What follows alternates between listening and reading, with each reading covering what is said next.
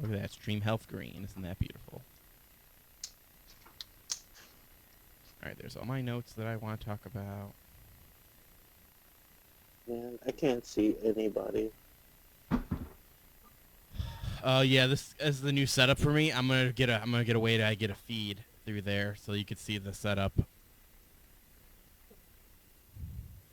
But right now, no one's video's coming through because I don't see the point right now. Especially because I don't have a way to capture it because the way I'm doing it this week. 'Cause I did it on the one computer this week, but it gave me this wicked ass buzz, so I had to separate it out. I had to figure out for the video in the future. If the internet can support it, you could bring it on up in the live stream. It will be delayed, obviously. Yeah. Okay, then. Let's just do a quick sound check here. Check 1, 2, 3, 4. Mic check, mic check, mic check. All right, that's good. Go ahead, Garrett. Sound check. Check 1, 2, 75. Oh, boy. Check Go ahead, 2. Steve, with the sound check. Check 1, 2, 3. Alrighty, that's Check good. 2, 3. All right, thanks for coming, guys, for the last minute. You're welcome. All right, so here we go then. Let's go. So now I can do this. I can just go mute this, and there you go. No, none of you guys, they can't hear you anymore. And then I could go.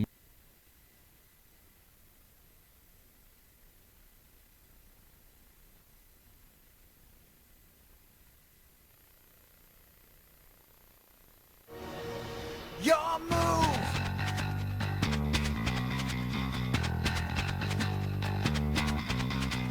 It's time to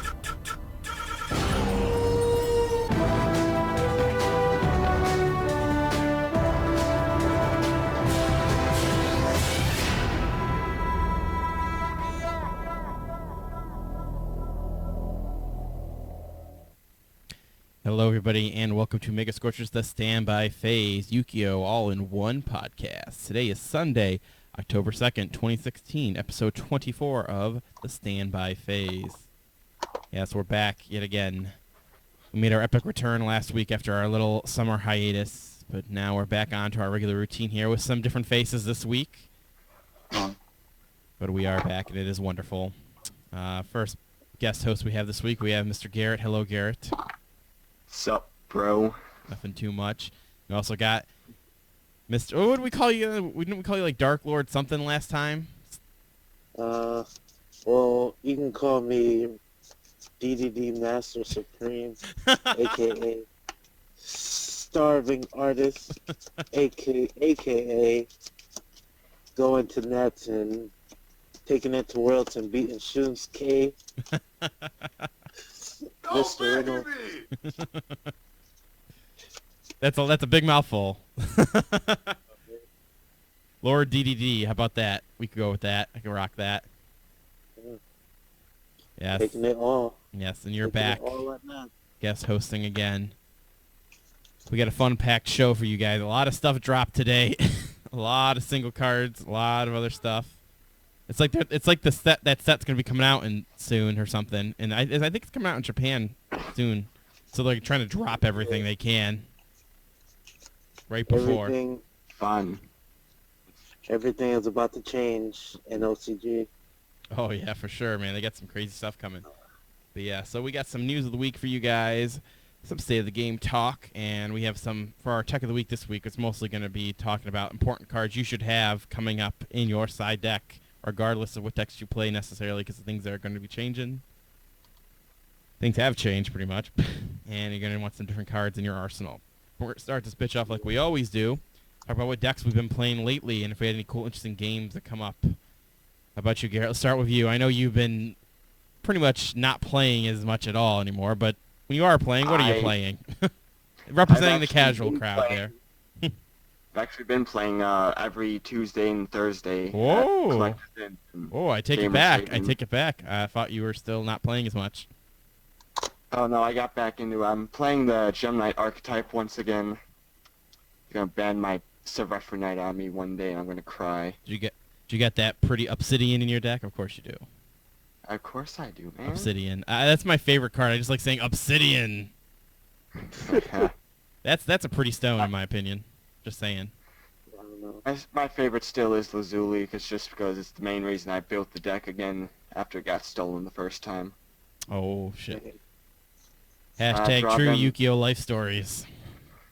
Right? Yep, hitting off some 7s, the one that stole it all. Fun stuff. Any other things? Just purely Gem Knights at this point. Yeah, I haven't. There weren't other decks I've had available at the time, so just them. I've been actually winning a lot with them lately, surprisingly. Winning more than I'm losing. Why do you care if Seraph Knight gets banned? Because it was my favorite fusion one until everyone started abusing her effect because of Brilliant Fusion. But if she gets banned, then you'll still have Brilliant Fusion. You can still play the deck. I know. Who wants But his they're gonna favorite either card? hit my I guess. card or hit another card. Our favorite cards. I've always been biased on certain cards myself. Like, man, I hope Swap Frog never gets banned. But you know, can I be honest with you? He ain't really a fair card. Yeah. He really ain't no Okay. fair card, and Tree Toad is not gonna help. It ain't gonna help at all. Tree Toad is like seeing a lot of play in OCG right now. Oh Just yeah, because a lot of decks can just abuse Bahamut Shark. yeah. Like Bahamut Shark is just too good of a card not to play if you play water types. Like, I'm beginning to think that I'm going to throw 6 level 4 water monsters and play Bahamut in my deck, even though I'm playing the all-dark deck. yeah, you just might to as make well, it because that's the so- thing, man. It's like if people tell me, "Oh, I want to play Tree Toad," I'm like, well, you know what? Just play normal competitive decks and just try to incorporate water into it, just so you can have access to Bahamut Shark. That's been my answer to people. Yeah. Like, you could play some cool pure, water decks that are around them, but I always said, I think Tree Toad's gonna be more utilized in decks that where they have access to Bahamut Shark. Because even though, like, it's not a generic monster, it's good in the fact that it's better than Cyber Dragon, and it replaces itself when it dies. I know. See, that's what that really blows my mind. Not only does it negate something, you get the card, but even when it goes away, you can get something back. That's like the part that really drives me nuts that they designed it like that. Like, why, Konami? Why do you make it so good? Pretty strong. That indeed. Yes. Gandhi has invaded the call. Yes, Gandhi is here as well. Yeah, So- I was figuring some things out, Yes, indeed. but good analogy. But even though you can almost splash into anything, I wouldn't though. I'm not saying you have to. I was just saying, man, if you can utilize that card and you can make it work without your deck being hindered, you might as well just play it and test it out. Yeah, that makes sense. I know. I had a friend say he was gonna throw it in Mermails, just take a few frogs. Well, I would debate Mermails- that's just water yeah, at that even- point. yeah, Mermails is water, but like you don't even need frogs in Mermails. You just go Northern level 4 monster Dragoons basically, make Bahamut, then make Tree Toad. Yeah. Research Dragoons. I would debate that's a better way to do it if you wanted to incorporate Tree Toad, because then it doesn't mess up the natural flow of your deck. Not that I don't think, don't get me wrong, I think the Frog Engine can bring some things to the deck, but that is what I would recommend. Yeah, he just wants to, how should I say, use the full capabilities of it. That's why he want materials. Yeah, I see. But not gonna knock him for trying. Yeah, he wants to try it out. Why not? Well, my recent visit to Buffalo, when I went to DNA, man, all you guys are hype on Mermails. It's kind of disgusting. It's like When I went to I went to DNA Friday. I didn't see any Mermail decks but Eric's. Well, I went, not last, was it last? No, it wasn't last. I was here this Like- Friday. It was 2 weeks ago. Yeah, it was Yeah, 2 the weeks ago. population has And, like, rose for Mermails, I guess. yeah. Everyone's happy that all those shiny Mermail cards they saved for this long, they could do something else with them. That's what locals are always a weird, different thing, though. That's the thing, you're always going to see people try stuff more. And like, hey, I had all these shiny Mermails. Well, might as well try it out. Tree Toad's going to be a thing. Let me get practicing. and get ready. So let me learn the core of this. So when I incorporate Tree Toad when it finally comes out, I'll be ready to go. Yeah. Well, Tree Toad's good, but I just hate the fact that I can play it in Heroes and not Gold Minus. I can set up Dark Law Tree Toad, and that's disgusting. Dude, I've seen And- fields where people have like Dark Law, Tree Toad, and oh fuck, what's the other card? Crystal Wing, and I'm like, what the fuck? How is this even possible? How is that even possible? I said, like, this has to be trickery. Yeah.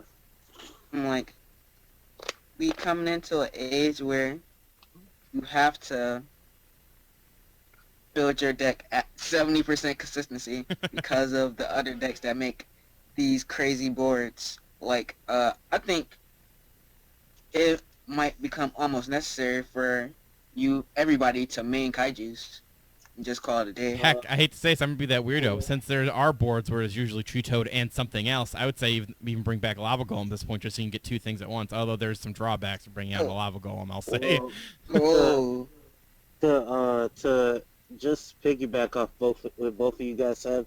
Well, around here, Ohio, the talk of Lava Golem, because just me playing my friends and stuff, in my DDD deck, I put up like right now, I put up like crazy boards with like freaking Hope Harbinger and Crystal Wing, and like a DDD fusion, and then like everybody just gets mad. Like you can kaiju like one of them, but like everybody's like, don't you wish you had a Lava Golem to get rid of them?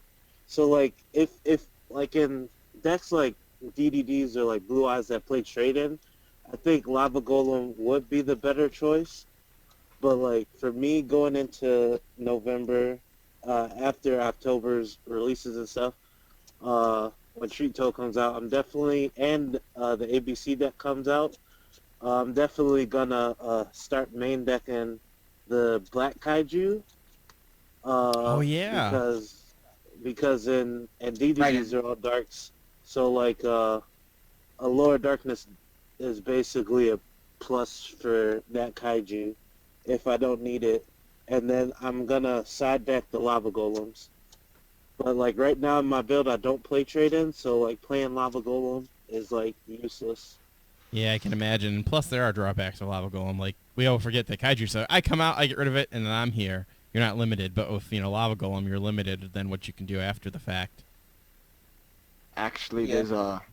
there's another card that's like Lava Golem, but I think it could be better because Raw Sphere Mode is a card. Oh, yeah, but that Oh. one, the one with that's 3 right there, and it comes back, too. So that is a good vibe. That is a good thing to bring up, too. That's actually one of my cards I was going to be talking about later. I Garrett was have a going to play chime in set on of that. them, so I'm good. I'm gonna main deck that just to piss off my opponent. Yeah, but I would never main deck that fucker. Unless the deck works with him. I don't know.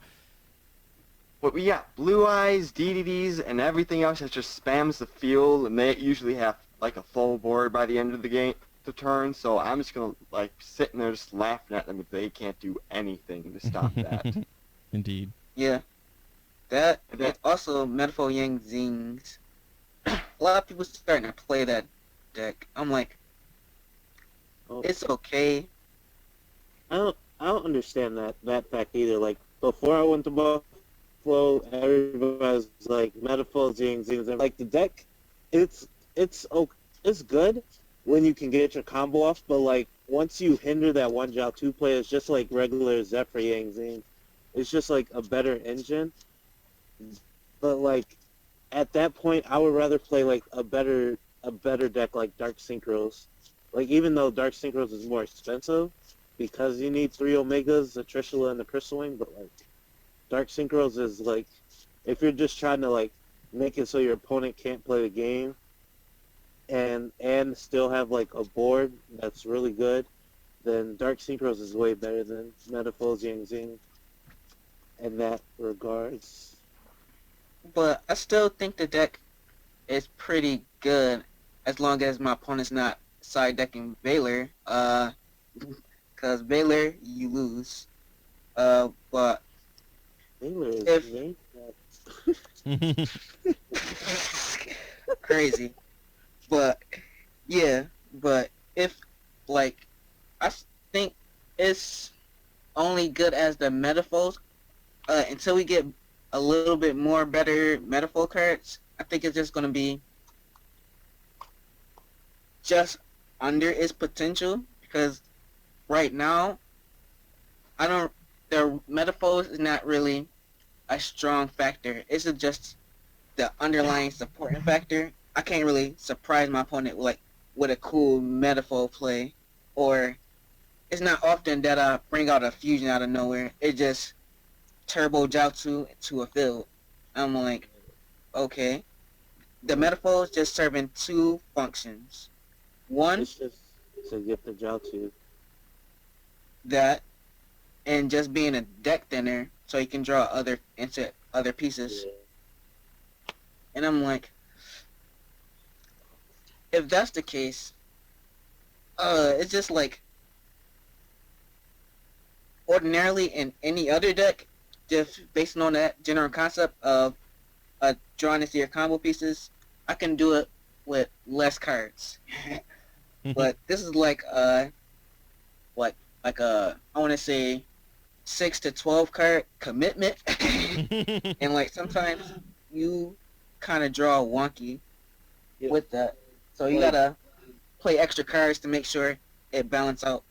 The one thing I really don't like about the deck is the fact that you have to play the Metaphors Trap and Fusion to activate their effects, because you don't want to dead draw those cards because you're just going to lose the game. Yeah. Like the deck is just so fragile that like if you open up a trap card and like one Yang Zing monster and everything else is just not good, you're just not going to have a board. You're not even going to do anything. Yeah, and this You're point in just gonna Yu-Gi-Oh, set you and can't pass. have your deck's got to be so consistent in what you draw. You have to like, I think someone can maybe math it out to make it to minimize that, but at the end of the day, that's generally I would say never try not to play decks or have your deck designed so that you wouldn't have that happen. It sucks, and I do believe that's a hindrance as well. Like I agree with you. Just sucks when you get that even up. though it has that fault, one of its greatest defenses is the fact that it is Yang Zing, so you can rely on that float game until your pieces is coming. Until somebody plays or makes Dweller, then you're just sad. Yeah. They sack you with this mighty Vanity's Fiend. Summon, attack. Exactly. Vanity's Fiend is a powerful card. Speaking of powerful cards, so what have you been playing, Steve? Well, I've been playing DDDs, and I'm playing it because like I first collected everything for it, and now I tried it. I was like, there's no potential for this deck yet.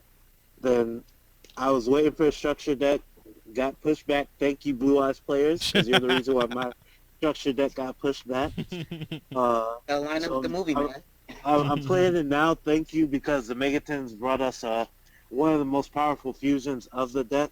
The new 6 fusion that lets you go into it just extends all your combo plays and just like gives you another toolbox for the deck to use, and it allows you to go into rank 6 plays if you play in the Exceeds fusion part of the build and not just the pure synchro build.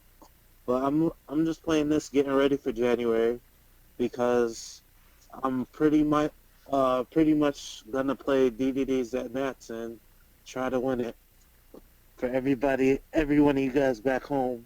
Exactly. My second home. Represent indeed. DDDs, man. Yeah, it's a fun deck. I got it to a point where I utilize basically how I want to play it when the structure deck comes out, but using different cards like Blow Up Bulb and Jet Synchron that do what the DDD tuner does, and just use cards to search it like a Wear Off style, which is like in this build a really powerful build. And the new pot card, Pot of the Desires, really helps out DDDs because it utilizes the fact that you play multiple copies of everything, and new bench and Ken really doesn't matter for you. That And like math, I baby, think definitely plays in your favor. I think the one MVP card of my whole entire deck besides the Lord Darkness at 3. Thank you, Jesus. Would be Banning Stream because like I can set up a board with Crystal Wing, Omega, and Vantage Stream with a set trap and be like, how do you play the game? I don't know how you play that game at that point, but we all know, that's how it works out. And like, I think the only hindrance about this deck, besides the structure deck not being at full force, is the fact that Maxi went to 2. Like you Oh need shit! I Maxi totally at forgot 3. about that. They did go to 2. I need Maxi at 3. Like Maxi going to 2 made me have to play the only DDD monster that I don't have respect for and that I don't like is the level 4 one, Berthamet, because it doesn't do anything for you. You never go into the Exceed monster, and when you do, it's basically a bad play. But, Maxi went to 2, so I needed to fill it up with another dark monster. Mm-hmm. But yeah, Glow Up Bulb and Jet Synchroner, good in the deck. Easy turn ones. I'm thinking about maybe playing Plague Spreader, but... Yeah, I was thinking after you mentioned that, there's actually a lot of dark monsters out there you could probably try out, Just to utilize, just to use the 4 until the structure deck comes out, because I can play Coral Dragon and just use Coral Dragon effect, pop a card, because a lot of my cards use graveyard effects, so it'll fill up my graveyard, or I can use Stardust Charge Warrior, then bring Plague Spread, where I can make it easier, Crystal Wing. But it's just a Gruffer and a Melly in there, Steve. Just make it super turbo. And that we'll get into my Dark Synchro deck, because that's basically what that would be. But yeah, it's just a whole bunch of toolbox. Like you can switch from the Synchro build, which is my build, or you can play the All Fusion build and just have basically exceeds for situations and just make fusions and have just big monsters and Vanity Screen, and just big monsters and Vanity Screen is hard to get over if you play Skolden to negate that one Raigeki or Twin Twister. If you set up Vanity's Emptiness, I'm thinking about switching to that just because I don't want to get bored with the way I play this. And there's a hot tech that I want to try out called Puppet Master. Oh, Puppet Master. Because man. Because when you tribute them, you special summon 2 Fiend monsters out your graveyard. So you can bring back 2 Guinnesses, or you can bring back one of your level 8 guys, most likely Thomas, to pop a skill to make a quick 8. I like that. That's like Sriracha spicy hot right there. I like that. Super. And he's a dark type, so he just Allure Darkness if he breaks. Allure Darkness. Man, I say Allure Darkness going to 3 helped out a lot for a lot of things. Allure Darkness at 3 is thank you. Man, I can't believe Konami would ever do that again. Yeah. The only thing that sucks about this deck is that Konami gave it the back burner. But it's good. It's good in that fact because when Metaphors and ABCs come out, by the time that DDDs become full power, I'm thinking that the ban list will slow down ABCs and Metaphors and Blue Eyes, so it'll be DDDs will be the best. Yeah, it'll help it rise up to the top. Yeah. Isn't it already on the top? What'd you say, Garrett? Isn't it already on the top? Nah, it's just it's a good deck. Right now, it's a good deck to take to regionals because you'll most likely top the regional or win it with the deck. But there's better decks out there. I say it's rogue at best, because not a lot of people really consider or side for DDD. Yeah, there's so much to side for right now. Yeah, so it's I don't blame them. I wouldn't call it rogue because there's Heroes is rogue. It's more like tier 3. It's like the Black Wings of the format. Don't Because- get Yeah, Blackwings. that's a Because- good example analogy. Yeah. Because Blackwings were never rogue. They were always tier 3. Yeah, I agree. If Definitely your one your that logic of heroes being rogue Always and them tier being 3 up there. might be Yeah, I stuck. didn't hear with that. I'm like, I say, they were always tier 2, but with the potential to be tier 1. But I think nobody did anything with Blackwings. That's what I'm saying. Them like A lot they're of at people- their strongest right now. A lot of people won their regionals with Blackwings. Yeah, I was about to say. I remember seeing a bunch of tournament reports. I agree with you, Gandhi, in general. I didn't see like major like YCSs or anything, but I did see a couple regionals pop up in some tournament reports where they made like the Yeah. tops and everything. I think they even won one. And like our local Buffalo player Connor, he be wrecking people with his Blackwing build. So like, I mean, I'm not saying they're Wrecking might bad. be overstepping it. Man, I'll Nah, say. No, yeah, he was doing good he- last time I played him against him. I He was think he doing won great the with it. tournament too with his Blackwings. He actually did good. He devastates. It's just like I think the only hardest matchup with DDDs right now, in a tournament standpoint, like would be like Mermails. Like it can beat and go up head to head with anything else, but Mermails is just the fact that Mermails has a bigger toolbox than DDDs, and they can just do more stuff. And plus, like you can't side like Soul Drain against the deck, or because you need the graveyard too. It's just, and plus they made that kaiju, so like if you don't set up turn 1 with advantage, then you're probably gonna lose against Mermails. Yeah, I'll say Yeah. those kaiju cards are becoming very important, and it's just that having those in the main just to help you out so much and just like against certain decks, you know. Yep, but Like- come towards the end of October when ABCs come out, I'll be picking up 3 structure decks and having a little bit of fun with that just to give DDDs a break. Because I picked up Tsukiyomis and Transmodifies and Galaxy Soldiers, even though I'm not gonna play that build. Galaxy But- Me Soldier. neither. Because I like the rank 4 toolbox way better. But it looks Yeah. nice when you get rid of the deck when you got Transmodified and Galaxy Soldier. Oh yeah, oh yeah, guy. for sure. This guy's playing in the head. I know exactly. That's exactly what he's doing. I feel like I'm the only one who's gonna play Magnet Warriors when they come out. Don't get It's me wrong, always about they're ABC. fun and they're a cool idea. I just don't think they're gonna, they're not gonna do anything in the top. It's just cool, you know. Well, I'll watch. You'll watch. We'll see. We'll see. We'll see. Yeah. We'll watch. Well, I'm already. Garrett, I got all if you this- can prove everyone wrong, then do it. That's what the challenge I present to you. I mean, the one guy was wrong. He didn't think I was gonna place top 5 in a Gem Knights, and I still did.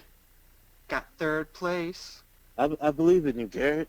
Garrett, if you can make it Because- work and then go to regional win and then take it to a YCS and win the Worlds, do it. I believe in you. If you work hard enough, you could do it. Prove us wrong. like I Jim want you to Knights. prove us wrong, They're like- Garrett. Because I seen some plays with that new Magnet Warrior deck. It's pretty cool. It's just I think Konami has a hard on for Kaiba nowadays. Dude, they just love Eric Stewart. That's what it is.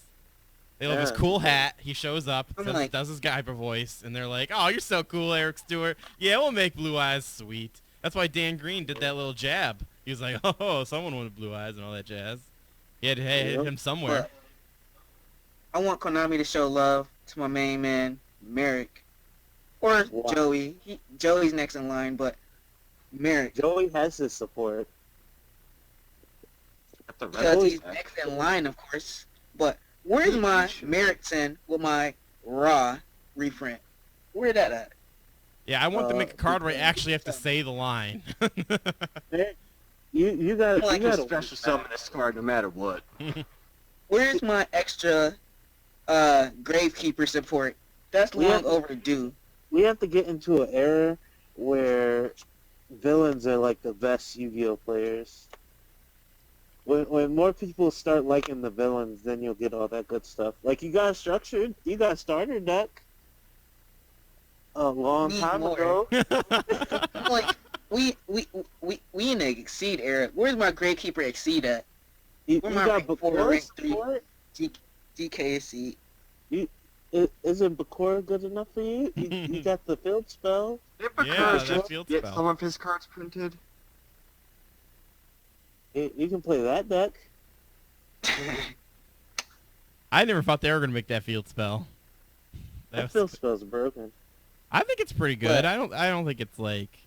I don't know It's about not broken, but I broken. definitely think it's super good, and maybe it can be broken. If you're playing like for fun in a fun duel, that field spell is broken. Oh yeah, no, I definitely give you there then, if that's what you're talking about. Oh yeah, for sure. Then moving on to what I've been playing. I have been playing the future game. I've only been practicing in Yu-Gi-Oh! Pro with Tree Toad when he comes out, pretty much. I'd have so I've narrowed it down to I've got about 6 different versions I'm working with, figuring out which one that fits well with my play style. I think I I've mentioned been doing this. that too. Yeah, I think everyone's doing that. They're probably like, oh, how can I get Tree Toad in here? How can I get Tree Toad here and make a field where I got Thanklaw, Tree Toad, and 2 other guys? I'm I just trying thought to bring back Frog Monarchs with There we all go. You were just Monarchs alluding to for that it. for me, Steve. It sounded like Matt was alluding to that. I'm like, how is that? Because like with because I was thinking about like just building it on like I've been writing it out on paper. It sounds good with like old Frog Monarch engine, but with new Yeah. Monarch cards. It works out really well, actually, because the thing is, the Tree Toad, I know everyone's all hung up on the whole it negates something, but that standby thing it does by bringing out frogs and making the deck so fucking consistent is so amazing. Like, that's why it's like, man, I don't care if they get rid of Tree Toad. I need to get Tree Toad out so he just brings something out, and then I get going. That's what I got so excited from Tree Toad, just the ability to make those frogs more consistent. Yeah, don't get me wrong, he's negating stuff is amazing too, but that's where the part that I got excited about. the deck idea that I like the most, Froggerah. We're gonna have the Winged Dragon Raw Frog engine right there. That's what's gonna happen. Do It's it. tier 1. But yeah, Do it. Steve, get your probably, like you said, you were probably messing with that too. I agree with you. I think Monarchs are a thing. An attritional old Monarch style is definitely a viable way to do it if you don't want to go like a fun pure version of just frogs. It's just like for me, it's just like you play triple terraforming, Oh my triple God, yeah. triple of the domain Monarchs, and then you just play the Frog engine, and then you play the dark hive, the underworld Monarchs, and then you play Oh yeah, the, Eris. the two Karas, and then the light one, and then like all the one-ofs that you can only play now, and then like the field spell makes it a 1 tribute, and then you just do your frog things, and then you just sack a card with the dark guy back to the deck. It's just It's great. just It like- really is. it's like Frog Monarchs 2.0. Like Yeah, and then you have Tree Toad as to get the frog part going, and he's also a naturally pretty lockdowny card because if you're gonna that way you can mitigate the factor that you had all those big guys and you bring out that you got the rank 4. You could still play Exceeds if you want now because you're not playing a pure domain build. You can try it out, or you can go and like you're not using domain to lock out your opponent from the extra deck because it's basically Frog EDM, and it's on paper it sounds amazing. It just sounds like next meta Monarchs. Yeah, and it really, I think it works out good, and it brings back the whole idea of, frogs have always been good with Monarchs, and, I think, I hate to say it's the reason that works out well is because the stuff did get banned. Because I would then propose to you at the end of the day, well, we could just stick with if the stuff wasn't banned, you'd be like, well, you could just do pure domain and call it a day. I don't think you need to mix the frogs in, even with Tree Toad being out. But now, since everything got banned, you can play one of things. You can make the ratios and the consistency perfect. Yeah. So it's going to work out good. So that's all the stuff that I've been testing out, of course, still. That's all I'm doing is waiting for Tree Toad. I'm just practicing with all my decks. I also been playing like future decks. ABC is. Oh, yeah. I just want to put it out there. ABC will be like the best deck until DDDs come around, and the Metaphors get their other support. Because Buster Dragon is a powerful card. It's no fact around it. It's a powerful card. It's on spot removal during either player's turn. and you can tag out to basically dodge anything. It's pretty good. Oh, And yeah. Yeah. I'm kind of upset. I'm kind of upset with the hype right now on Full-Time Thrasher because it just makes me regret all the years not picking up Ulti Thrashers when they were like 20s because I said that was too much, and now they're like $60, and Yep. I'm like kicking myself. And all I want is Ulti Thrasher so I can play Galaxies. I'm That's so right. pretty. I got all my That- common that- ones that- ready to go, that so. Even the Starfoil one was $25 at one point. Oh, really? Holy shit, I didn't know that. Yeah, there's like a Ow. boom on them. But Oh. what was I gonna say? There was a point where they was as cheap as 12s, and I was so cheap. I'm like, man. Yeah, like that's too much for me. I can't wait till they go down more. Nope. Well, I got some common like- ones if you ever need some. I have commons. I have You the want the shiny. Starfoils. You want the shiny. It's just like I want the ultis because Yeah. I've been wanting ultis since I saw they came ulti, and I've just been lazy Yeah. and not picking them up, and now I kind of regret it. Yeah, well, hey, that's all the I wanna Yu-Gi-Oh do game is- sometimes. Yeah, because no shots at Garrett's deck, but I play brilliant Galaxies. It's awesome. You're a mean man, Yeah, Steven. man. Brilliant Fusion is a powerful card. That's I kid you not. I kid you not. If they make a DDD monster that's a light monster, I'm playing Brilliant Fusion in the deck. There you go. I don't need it, Oh man. but I will play it. It's a powerful card. It is indeed. Well, it was nice knowing you, Sir Refer Knight. Great. I'm like, hashtag get Garrett's deck banned. Make it unplayable. You all mean people. Konami knows. Konami figured something like that would happen one day, though. Come on. It No, dodged it the wasn't list for supposed to happen one like list. this. Speaking of important cards that get banned in your deck, which you're known for, so what you be playing, Gandhi? I've been trying to experiment. Hashtag he still Moving wants over towers to back. See how this moving over to see how this meta is. But before that, I've been testing out like some rogue. My last tournament entries, I dialed up some Cyber Dragons. Yo, I have a. You know, you can play Super Agent in Cyber Dragons. So I've heard. But I don't want to take the super expensive route. I want my joint to be like $50 deck and under. All Just you the need is one essentials. Super Agent, Gandhi. That's breaking the mold. But I'll try it out. But I've been really liking that deck. And that seemed like it's going to be a counter to one of the up-and-coming metas. ABCs, if you not really paying attention. I just go, I have like 8 to 10 targets to contact fuse with. I run like 10 Cyber Dragons in my deck. Yep. And I'm like, oh, Is one of give them me that. Toon Cyber Dragon? The only thing He's got that. about that is you have to bait out the banish before you. Because if they go normal summon, and you know how some players if they don't know how to play the game, you'll just easily sack their whole ABC board.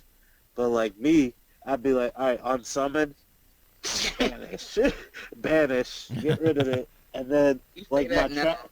Then I'll play the trap dimension boundary, flip in, say fusion monsters, and then be like, good luck. I'll just go into non-fusion, but Then I you'll think- get striked. okay, strike my Nova. I'll go into something else. But I would clearly wait till you have an infinity. who said I always need to go into Infinity? That's like a misconception. Even though I can go into Infinity, so I say right now in the Cyber deck, Cyber Dragon Rampage is my favorite card out Is of it? my extra deck. Is that new fusion? Yes. The one that attacked twice? I've lost to him when he brought Like- that guy out Yeah. many times. Yeah. And foolish Correct. Vario twice. He attacked 3 times. Wait, what? Yes, he attacked 3 times. How does he? You sent 2 doesn't to he- get 2 additional attacks. Oh, okay. Okay. But he set up your board. Also, I can make him with any number of Cyber Dragon cards, and for each material, I'll pop a Spell and Trap card. I So don't he's care if I get basically like uh, Frightfur, Tiger. yeah, something like that. But I'll always lose them to like something random, like a bottomless or like a quick Rough effect. Edge. But as long as he successfully summoned, I'm triggering that effect, and I'm doing that to clear your field mostly. And then I set up the Overload Fusion and do it all again. And do it all I'm again. like, It makes sense. You know, rogue decks beat meta decks because they don't have sides Yeah. for it. yeah, from time to time, but if only they could do that on a consistent basis. And, But and But if then you- they'd be if meta. you win They the wouldn't be die rogue roll- anymore. Oh. If you win the die roll, you know, I can see you winning some games. Yeah, But, but it's like if you know how to play against Cyber Dragon, you always make them go first because they don't really have too much of a good first turn setup. They want to go second and end it that turn. Yeah, but Kind of like, like Mermels in a way, but they still can make a better board. I say I- at best first turn I can make a Pleiades. yeah. I actually saw a video about Cyber Dragons. This guy just won his regional with it, and he was playing one super agent and then that Cyber Etienne, you know, that big head dragon. Ellison?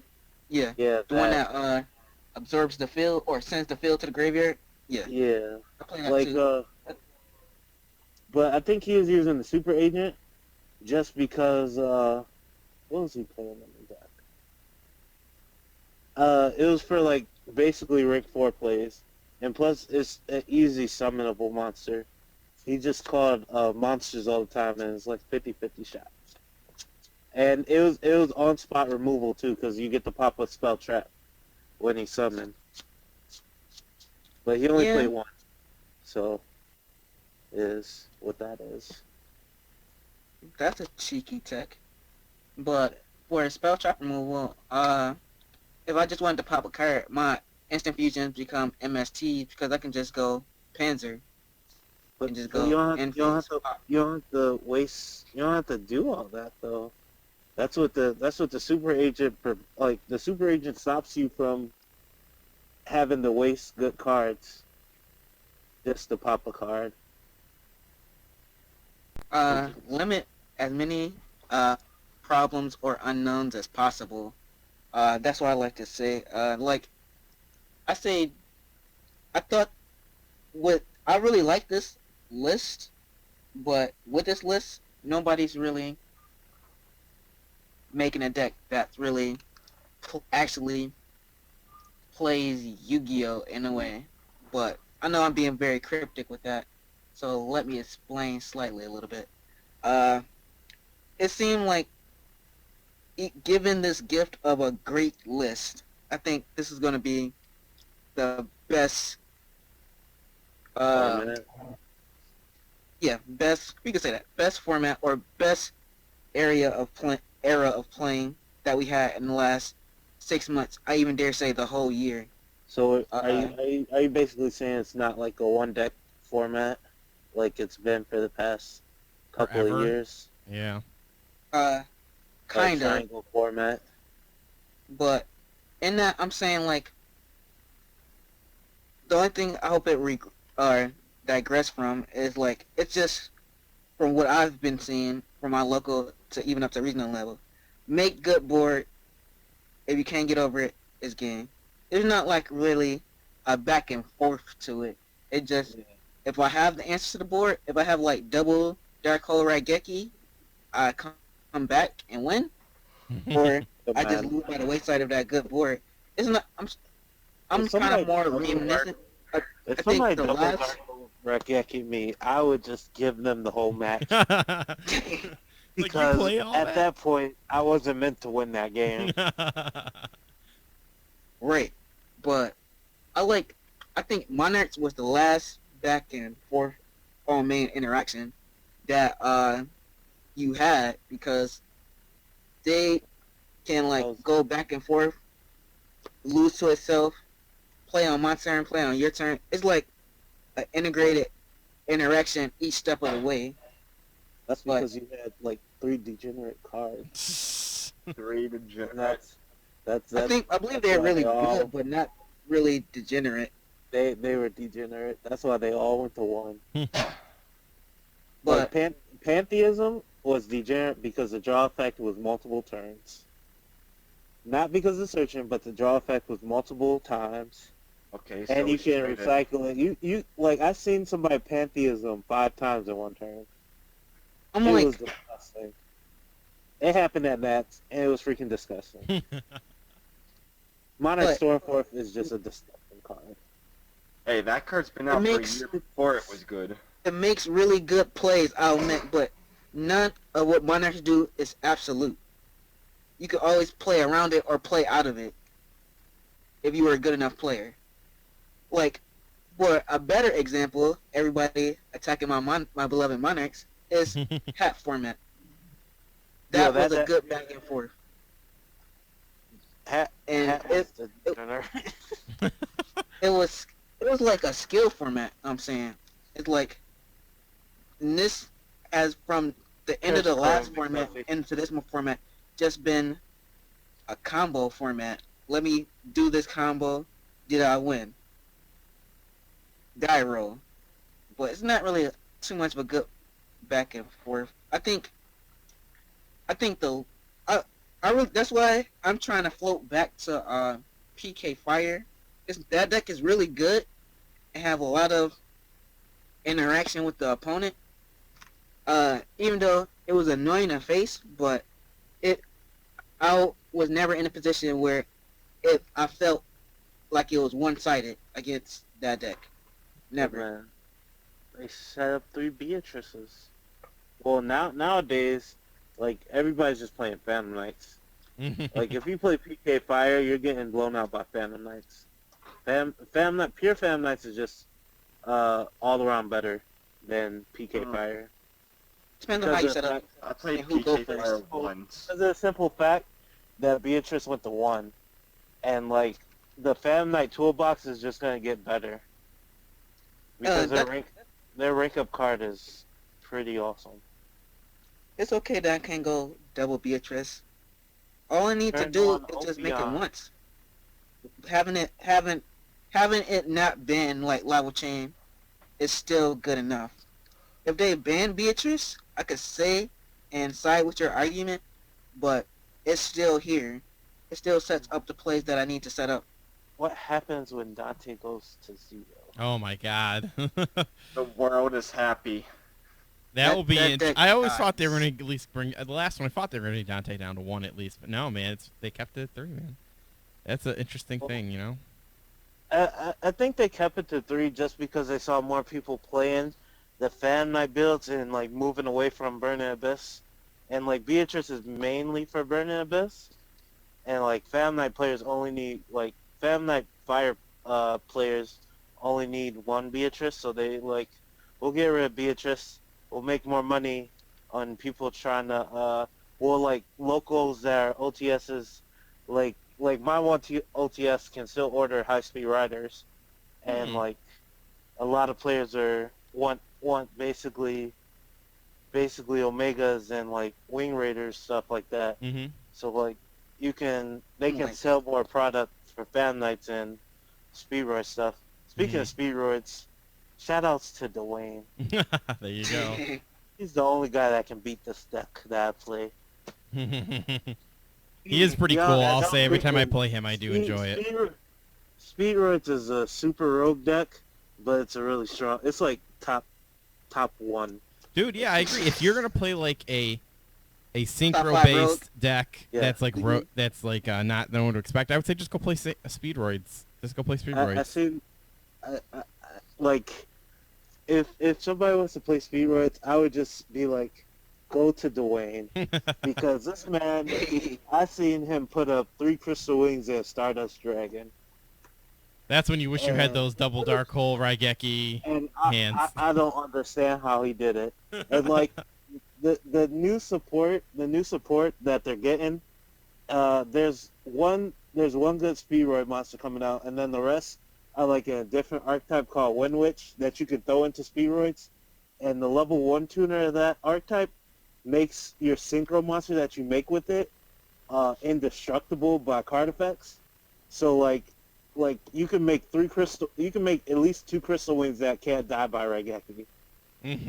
That's That's- That's ridiculous. Piggybacking on what you was saying earlier about how some locals want the high speed riders and wing raiders. I'm like, I would say when the hype died down for PK, these sets were trash. Why is these sets good again? We should have like another segment on that at some time in the future. I'm like, We can't. The set is good again because the ban list didn't hit Dante. So everything is expensive again. And they well, didn't what hit about high speed Omega. riders? I remember They, like 2 months ago, Terratops was like less than $5. They tanked. that's because everybody thought Terratop was getting banned. Yeah, But they didn't. I agree with They Steve. didn't ban it, so now it's expensive. And another point with Terratop is it's just like the better tour guide. In the regards to that, tour guide's at 1. And plus the only thing I don't like about everybody using Terratop is the fact that MX Saber Invoker has never been reprinted. That is a $50 card. And it's I annoying. had one. I pulled one from Because Yeah, still got mine. not too long ago. because I'm thinking about picking up the new Junishishi deck, but you need Invoker for it. Because without Invoker, you can't do anything with the deck, and Invoker's like $50, and I'm like, I'm not picking that up. I will. You can't continue advance to those pick up my combos. unit. Or like some random stuff just was been pushing high speed riders because Ceratop is not enough to make me buy a box of high speed riders. Not even Omega. I would just rather buy it straight up. But And, like and low plus, tech or low key cards like you have to get the resonators now from the high speed riders. Dark uh, Signals. You gotta get for some reason some of the Archfiend cards has been going up. all the Archfiend cards. Well, that's because everybody's hype on the new Red Dragon that's coming out, the Red Rising Dragon. Oh yeah, But, that guy. All the Archfiend cards are $5 or more, and like the Super Creepy. Black Rose is $5, and that's because of Blue Eyes, and that actually makes me upset because I Yeah. used to have 30 of these things. They were Hey man, that's $50, you, so I Kill. was You just can't giving always, them you know, away. everything can't be called all Right, the time, man. like Oprah, like you get one. Everyone right? gets one. Alrighty. Well, that's what decks we've been playing. So let's get into some news of the week, and then we'll get into state in the game after that. The only thing that I have on the docket for news here is Konami posted on their blog here one of the articles talking about the legendary deck too, the forbidden one and everything, and it's got some what I feel is like a note. Was that me or was that you guys? That was me. Oops. Sorry about that. I don't. You guys didn't hear that. They heard that though. They got some notable reprints in there. One of them that I thought was important there was that Spellcaster. That Secret Yes. Village of the Spellcasters. That bad boy, I think, has never been fucking reprinted, if I'm correct. Praise the heavens. Oh The my God. Spellcast- Just Secret Village just in has Duelist League. reprinted, Julius League, That's okay. about it. but that's still expensive because those cards are like $20 a piece. They're They- basically they- basically turning Harder it to back. get. Yeah. Yeah. So it looks They're like the way basically- they're... Oh, sorry, go ahead. I was just gonna say that duelist leagues are hard to find, just like finding the super. Oh, yeah. It seems the whole theme of the deck Yeah. is kind of like locked down a bit till you bring out the Exodia guy. and then called it. That's kind of what the theme of the deck is, it seems like to me. They got things in here like fucking Gravity Bond, Swords of Revealing Light, and fucking Messenger Piece. Like, talk about a stall deck. And then rock that Secret Village of Spellcasters. But yeah, that reprint is going to be super nice. And of course, we'll get those Exodia cards too. Yeah. So, another reprint that, like, everybody, like, for those super fun deck players, Joey's Blackstone Legends got reprinted, and they're giving us 2 in each, in his deck, not just 1. Really? So they're giving us 2 of them. So Whoa! you need to buy one of this? Yes. Oh, that's nice. Yeah. I'm like, Apparently like- they're giving us 2. I was like, I gotta buy 3 because they doing us the Noble Knight treatment. Only one of everything. But Konami treating us nice, I guess. I guess they realized, like, you can't play Red Eyes without the stone.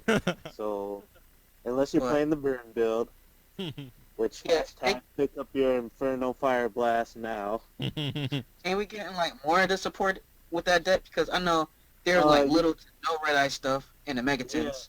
Yeah, They no, there was no Red Eye stuff in the Megatens. Everything that wasn't in the Megatens, I'm pretty sure is getting reprinted in his deck. I'm not sure about the cards of stones or whatever the draw card is, but Yeah. I know that the Archfiend dude and the Flare Dragon is all getting reprinted in his deck, and the stone. So we're probably gonna get the draw card too, but I'm pretty sure that's why they didn't put it in Megatens. I was tight on that. But the only thing why I want Konami to like tell us is what's coming in next goal. I know it's like super early for it, but I'm betting everybody $1 that Minerva gets reprinted, like yeah. Giant Hand did. We're getting to get 2 I need golds Minerva. next year You too. know how long we had to wait on Giant Hand? We No, thought it was man. gonna come in the last 2 but before it. But the reason why I say it's gonna get reprinted is because the sales for gold, because Giant Hand was in it, was like really high. It was like one of the best sellers because it was, and plus it had all those other good reprints in it. Yeah, like that was like reprint city. Like, So, man, like- that card, that So gold I'm- series I'm was so thinking, good. I'm thinking that the next gold would have Minerva, Omega, Breaksword, Break sword. like, all these subset good cards, like, and Trishula. Terratops. Gold Terratops. Gold Yeah, Terratops. Like Terratops, Trishula, because Trishula hasn't been reprinted since High Speed Riders. And like, Wait, was it it's reprinted always- Astro Pack?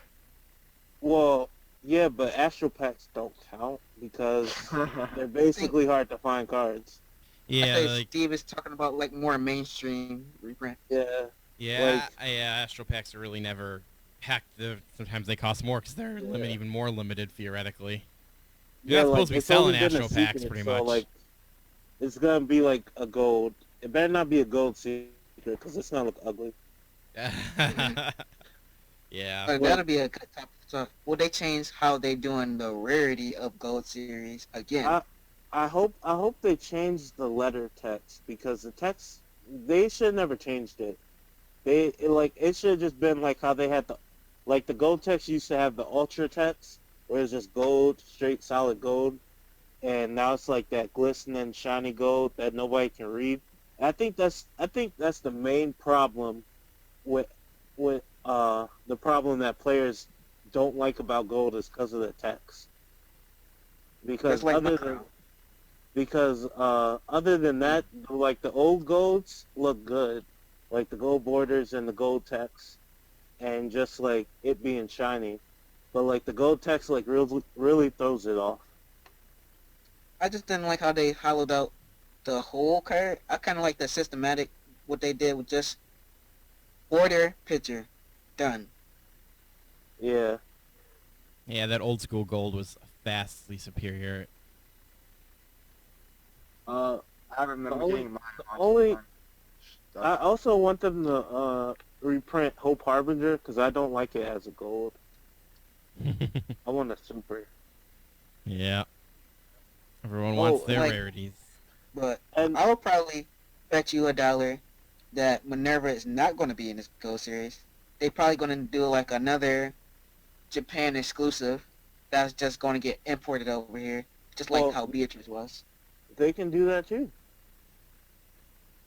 Because Giant Hand was in the same set that Beatrice was in. Yeah, but So, everybody didn't think we would get Beatrice this soon because it was only like maybe well, I, 4 to 5 months difference and when it came out, and everybody's like, it's time for Minerva. It's going to be Minerva. Oh, we got Beatrice. Okay. BA's well, going to like, be meta. like Minerva was Minerva was the prize card for that year that gold came out. So I didn't think it was gonna get reprinted in the gold instead of Beatrice. That's what I'm saying. Like, you wait a year and then you reprint it, because like nobody, like, I don't even, like, the only incentive I see is going to a YCS and winning it. If you don't have your invite, is like winning like the game systems and just selling them off, because that prize card, I don't like it. It's like one of those prize cards that you're glad that it's a prize card, because like if it was a jump card you'd be mad because there's other good cards being a jump card that should be a jump card. So in that respects, I'm okay with it being a prize card, but it kind of sucks. There's no incentive and the mat sucks. It looks ugly. But can the second prize that card's matte not design meant as to well. be super playable, even though I think altogether Minerva never should have been a prize card because Yeah, that's what I'm saying. Like, I think the reason why they made her a prize card is to get more people to join to play at YCSs, because the number of people at YCSs increased significantly from Giant Hand being the prize But card. that's like a bad tease. How do you It make is. a structure deck card that came in a extra pack structure edition of Japan a prize card? That's It is. that's It the, is a that's tease. the epitome of the card bump. Yep, Epitome exactly. of card bumping. It is, but like that's what we got. Premium gold. We gotta hope. You gotta hope. You gotta go for that nice I'm shine like- of gold. Speaking of Like gold, just like the whole situation, like that whole situation, like Konami bended the TCG player base over with that move. yeah, that's the same with like local play. Like same with players that play like DDDs. They stretched this whole deck out and pushed back our structure deck when they could have just released both the structure decks at the same time. Yep, they could have. What I should have. And they would have made more From a money business that way. You wouldn't make as much money that way. Just Yeah, you know. that one dry out. I think they should have had a DDD structure deck before Nets instead of like a month like a month and a half before Nets. Then like at Nets, if you remember, the Dragon structure deck got released early.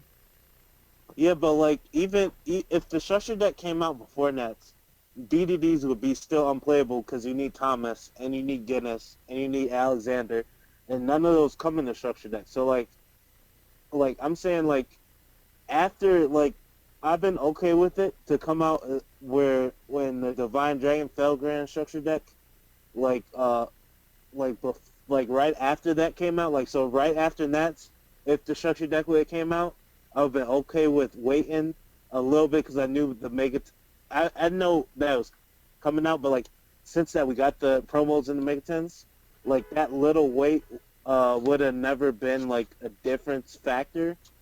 But like the structure deck should have came out like by now. I think they should have just came out earlier. I'm like, honestly, all I need is Siegfried. I just need my Shin, negate everything. I would just build a deck around that. But you can't make Siegfried without a DDD monster.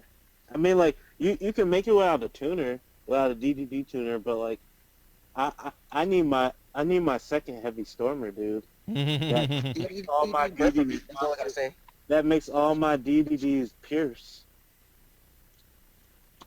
That's a good card. It is very good card indeed. But just going back to gold stuff, the reason why we didn't get the the Dark Illusions special edition, what I'm really upset about, because I sold my Lightning knowing it was getting reprinted, and we never got it, so I had to order Super Lightnings overseas. But like we didn't get it because they're giving us the movie pack special edition, which is basically just saying, "Oh, we're sorry, we forgot to put 2 cards in the set. So here you go. They're premium gold. This is a premium gold version of the set, and the promos are Dojin, which is the 1 card that you need to play Cubics, and Crystal Dragon, which is one of Kaiba's cards that you don't even care about because like it does nothing. But like they're like basically reprinting the movie set as gold. So like if you have alternative dragons, you need to get rid of them because they will go below $10. They will be like $2 to $3 cards. But I don't know. It's kind of hard to call how it's gonna be because, like, going back to the Megatons, we didn't even know there's gonna be DDDs in there. Nope. But and they in my opinion, the TCG should have just did it like the Utopia Super Pack structure deck where you got like, remember when they made that structure deck where they gave us like 30 cards and like gave us 2 mystery boost up packs? They should have did that with the, or they should do that with the DDDs. That blister box, that blister box with the mat and stuff in it, and oh yeah, it was like it was like a regular Zexo. Yeah, with like 2 packs. You got like a high rarity of certain cards. Yeah, it was a blister. Like that's how you got your high rarity, ultra rare Dark Hole, your ultra rare Taurus Van Light, and just like so on and so forth. Yeah, it was a blister box though. It was like I wouldn't really call it a blister box. It was like it had like the foundings of a deck in there, but with extra. It came with a structure deck, 2 packs, a mat, and sleeves. It was a booster box. It was like not a booster box, but it was a blister box. It was like basically a sealed box structure deck. It's hard to really name it, but yeah, I think Konami should have did that with DDDs because I think there's like a lot of better promos. I love DDD as much as the next guy, but I think he could have probably got different promos than. Well, I'm just glad better promos than what we got in the Megatons. I'm just glad they didn't. I'm just glad they didn't do DDDs like they did Noble Knights. I don't want no platinum freaking swirl slimes. I don't want no platinum. Even though I want Dark Contract of the Gate Super like it is in Japan, I don't want no platinum rares. Platinums are so ugly. What? Platinums are ugly. Everybody thought platinum was the stuff when Noble Knights or when that box dropped. Everybody got like 3 of those. That's because they wanted to play Noble Knights. And everything. Noble Knights was hot. Platinum is so ugly. Like It is. You can't even see platinum. And that's like that could have been such a good rarity, but they went overboard and darkened out the picture. It could have been like silver border, regular colored picture frame, silver headline, and like a silver, like a shiny picture, and it would have been better. But they went too far. They wanted to make it deep and dark and want you to get entranced in it. Like the story of Arthur and his best man Lancelot. That's not all sun and rainbows. There's like a dark tale underneath it all. I promise you. Unless if you ask one player that just picked up the deck just because it was cheap, I bet you they wouldn't even know the story behind the deck. I would agree with you completely. Story and lore has never been a big part of people picking up. Well, to an extent, some people do play off story, but yeah, I don't think they would know. 3 or 5 people should know. Because nobody, half the people that were playing Burning Abyss didn't know the Burning Abyss story. When, like, at that time, I was just asking, like, do you know how to You know why they made that deck? Is like, no, it's just a good rank 3 deck. Like, There you go, which is fine if people want to do that. But I would just say I agree with you, Steve. Most people don't follow the lore behind the heck. Even Yeah, like I don't even know the lore for most of the stuff. I just enjoy the game, Yeah. you know. Yeah, like DDDs, like, cause I like to research the decks I play, but like DDDs, I didn't know until I actually looked it up. Like they're like I knew that they were based off like war heroes and stuff, but they're also based off the basic definition of business. Like Wait, what? What? yeah, yeah, like DDD, Oblivion King Abyss Ragnarok is like CEO. Or no, the Armageddon dude is the CEO. Armageddon. Is that why he sits in a Yeah. chair and shit? Yeah. No, not the one that sits in the chair. It's like the big head dude. Oh, I know which one you're talking about now. I'm sorry about that. I know what you're Yeah. talking about now. That one's like CEO, and the freaking what's the other one? What's Kali Yuga is like the tycoon. Like Wow. the tycoon. It was just like really interesting. I'm like, okay. Yeah, it is. And like when I watched the anime, I was like, it makes sense because the dude who plays the deck is rich.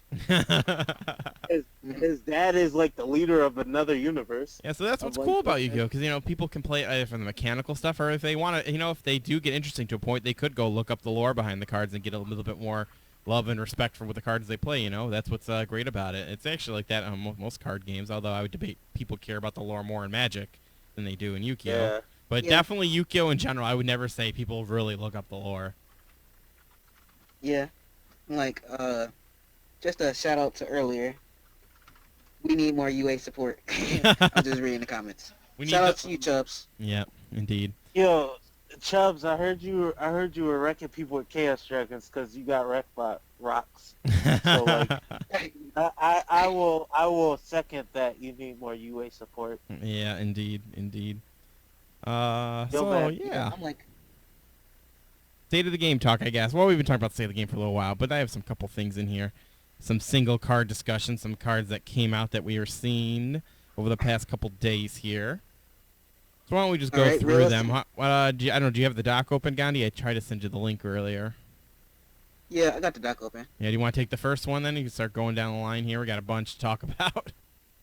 Tierra. Yeah, we got Tierra. Tierra is the rebirth of the dual terminal stories. Yeah. Sophia. I'm like, I'm pretty entranced on the picture because it got one of my favorite cards that shouldn't be banned right now on it. Yo, Screw Towers. Towers Gandhi, is in a better place. Gandhi, What's no better Calm place? that It's like down. easily outable. Gandhi.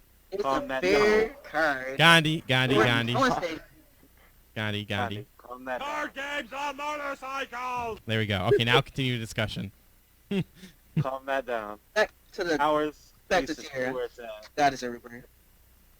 But this is a level 11, I believe. Yes, yeah, 11. 11. It's 11. 3,400 attack, 36 defense. Its effects cannot be normal summoner set. Must be special summoned from your hand by shuffling 10 cards with different names from your hand and or field into the main deck or extra deck, and cannot be special summoned by other ways. That is one of its first effects. This special Can't be summon, negated. this card special summon cannot be negated. Plus, if this card is special summoned, shuffle all cards from both players' hands, field, and graveyard, and pendulum monsters from both players' extra deck into the decks. Alright. Main decks, they mean. Cards and effects cannot be activated in response to this card effect activation. Pretty good effect. Now, this card, my It's first kind take of- on it, it's slow, but I'm It's gonna come worth back it to I'm in the gonna end. come back to that. It's a fair card, in the simple fact that it resets the entire game. Like everybody goes to 0, and this monster doesn't stay on the board. It goes to. Like if it stayed on the board, I would say this card should have never been made. But like, I'm okay with this card being a thing. But the fact that it's slow to happen, but like in one deck that I want to play it in and test it out, but I haven't tested it out because I haven't been on Yu-Gi-Oh! Pro yet today, uh, Synchrons. Shout outs to Adam because I know he's probably watching. Uh, Mm. I was on a blog and like this guy was talking about Synchrons and trying to put it together, but he didn't know how to do it. I'm like, I can put out 5 monsters and draw 5 cards and summon this thing in the same turn without going minus super hard. But like, just to make it so my opponent starts the game with no cards in hand. And like, but like the only downside to that is, once I do all my plays, you have to like make sure you have to be like a god in top deck soul charge. well, not soul charge, but like a good card to get you back into the game if you play it in Synchrons, because like it puts everything back and it's just like a hard reset. Yeah, that's pretty much what it does. But like it also makes your opponent, if you go first, it makes your opponent start the game with 1 card in hand because they go for turn and draw a card. But it also it's like do you really want to play this card like in that regards? Because it'll put you behind too, like if you go first. Yeah, but if you go second and play this card, you definitely have to have a deck that can recover fast and get going again. Like you can get going off of 1 card, maybe 2. Because when you get reset, you're resetting the game, like you said, and just what you got to do. That's the one drawback. But this, I look at this card more as like a comeback card. Like, oh my God, they have a whole field or something. This bitch's effect isn't going to get negated or you can't respond to. Maybe I could use this to give me that one chance to come back. Even though it does put me at the disadvantage, but it does give me that chance to draw that 1 card to get me going again.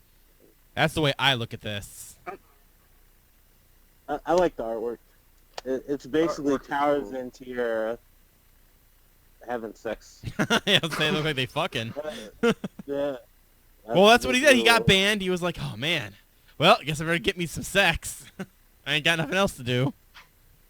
This is their offspring. But how is pictured, or if you follow, like, going to the word through lore again, this is, Towers was just the container for Tierra. They were like aliens in for spaceships. Like Tierra comes out of Towers. How symbolic. Hashtag Towers needs to stay banned. I'm like... What needs to get unbanned is that Chaos Emperor Dragon. We don't have the errata yet, so no. Who cares? Just bring it back anyways. Break the game. But how I feel about the card is kind of a bit overhard to summon. If it had it in a summons condition that I can include the cards in my graveyard, perfectly fine. I will rock this in Lightform. I think that is why they didn't do that. Because that would be too easy. Not really. It would be a huge luck factor, because Lightstorm is luck. Lightstorm, I would say that all you have to do is mill 10 cards. You go, just piggybacking off what Johnny does with his Lightstorms. You go summon Raiden, Ties of the Brethren, mill your deck. You summon your Lightstorms, mill your deck, pass turn. Then your next turn you summon this thing, because you should already have like 15 cards in the graveyard. I feel like Raid Raptors could abuse this. Just because they have their big chicken guy that unaffected by all card effects. But like, still think this card is going over everybody's head. But like with Raid Raptors, like, just to go off what you said here, with Raid Raptors, like, what Raid Raptors do to get the Ultimate Falcon, they put up so much resources just to make the one Ultimate Falcon that there's no cards in your hand. And, like, there's only 5, there's, like, not even 5 cards on the field. Like, there's probably, like, 5, but, like, you don't have that 10 to summon this guy. Yeah, I agree. I think, like you said, they definitely made this a fair card, which was smart in the R&D part, because that, the big thing is it could what about things that are infected. But, well, if they devote that much resources, that guy, like you said, is going to be out there, and they're not going to be able to bring out. it's basically like it basically puts you back to zero basically because I would play it like in any deck. Well, that I know can make a board that can make it. If the shuffle back was a you can because I can just put this 34 beater I know. with it. But the fact that it has to it's like mandatory to reset the game is just like it's not worth playing. I will only pick up one just for the artwork and the lore behind what Yeah. he is. I'd rather just play Cyberjar. Bring Yeah, back there you Cyberjar go. when we reset. Yeah, you know, I it think reminded me of older Konami cards in the past bringing- because there was the Fiber Jar person that did this, right? Was it Fiber Jar that did the reset? If you flipped, you shuffle everything back, and then, but don't you draw 5 cards or something like that? Yeah. Like, it's weird Yeah, how that's they Fiber Jar. decided, like, they're starting to do, like, even with, like, this pot, the new pot, like, they're starting to, like, oh, let's bring back all the old broken stuff but we'll make it fair. Like, that seems like they've been doing a lot lately. Yeah. But I think this card is breaking Konami's own creed. They made a point that they don't like troll cards. We hitting it or banning it.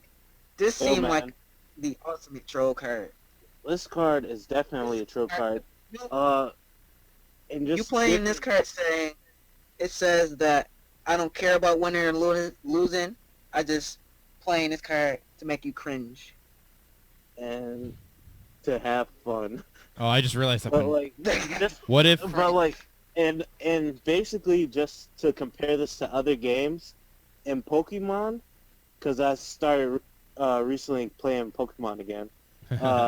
There's a card that's like banned. Like it's rarely that Pokemon cards are banned because it's a rotation, but there's one card that's banned. It's called Lysander's Trump card, and it basically resets the game. So I remember basically that format puts- so bad. it like resets the game and just like draws out the game again. It puts your discard pile back into your deck, and like you just start over, and it's banned. So like this card's not ban worthy, but it just does the same thing. It's just like it makes the game longer than it needs to be. For anyone who wants to know my opinions on that card, go back to the old archives of the main phase when we talked about when that card got banned. That was a rough format when that card was legal, man. Like, that was like, and you could play the stall-ass deck, wear your opponent down, lock them down, then Lysander trump card to just shuffle everything back in. And he had 3 Shaman, so you would just go like Shaman, draw, Shaman, draw, Shaman, draw, Shaman, draw, dump, dump, dump, dump, dump. Lysander's trump card, do it all again. Shaman has not had 10, and I'm really upset about that. 'Cause Everyone wants those Shamans. It's $90. It's an and expensive it's still card. in rotation. It is. But yeah, like this, I can just imagine going to time and Yuki will be like, but Judge, I have a way to win. If I reset the game, then I have a chance to win again, so I can still play because I played this card in my deck. And they'll have to go to time, and everyone's gonna be pissed at this person. Definition of troll. Yeah, like, exactly. Definition of troll. It's Like, a man. downside to that too, because if you play this card and you're in time and your opponent top decks a monster, you're like, dang, at least I had fun. Attack. I tried to troll you, but fuck. But if it's you kind of top, less than likely. But I could see this being like a draw card. Man, no way to win. It's like a trench warfare here. Nobody's giving ground. Let me just do this. Oh, me in time too. yeah. This is gonna definitely make us draw. And like Konami don't like draws. Yeah, like if you're playing like a pendulum deck, like when I played Magic Specters and I wanted to go into time, all you do is just pendulum summon 5 in defense and like just pass turn, and like you'll have like you can in pendulum decks you can summon this monster. It's easy to just keep putting up walls until you have 5 cards in your hand, and then 6 because I think you have to have 6 because you need 5 cards. Yeah, if you want to do it from hand and field, you would need 6 cards. The 6th would be him. Wouldn't But, pendulum scales count as this? Yeah, cards in the field. Yes. You search spells, or everything. You just need to get 10 cards in the field or hand Yeah. with different So names. you just summon them and reset, and like if they, like I said, if they on top deck a monster, and you do, you're just golden in time. Indeed. Alrighty, our next card here, we Pretty got much. the Well, Predator luckily, Plant Chimera. Oh, sorry, go ahead, Gandhi. I was just gonna say there on the last note there was a superior card to this. I don't know if anybody remember. I was looking for it for a while. I found my set. It does the same thing, but on the plus side, it's Phantom Castable, and you get to draw a card after the effect resolved. So you are already ahead of your opponent. But it just destroys the field in hand and sends it to the grave. Yeah, it destroys. It doesn't put it back down. But it's better. But only way I would use this last card before we move on to the next card, if it would be cool in Heroes if I could somehow do the malicious thing and just stack a Bubble Man so I know what I'm drawing. Yeah. Just, that will be boss. But continue, Indeed. Matt. Next one here, we got the Predator Plant Chimera. I can't even say his name. Rafflesia. Chimera Rafflesia. Rafflesia. Oh, I I like said it that right one. for once. Ain't that? That's a plus on my part. People don't know this is a fusion monster.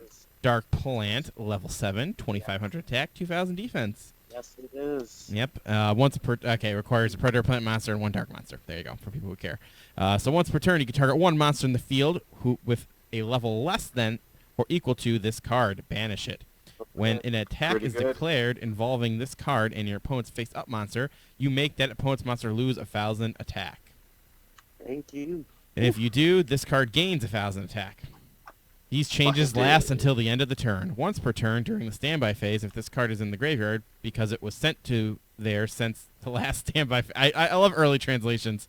Since the last standby phase, you can add 1 polymerization spell or fusion spell card from your deck to your hand, except a diffusion wave motion. Oh my god, Alright. this guy is fucking amazing. I'm gonna kick it off. Pretty good.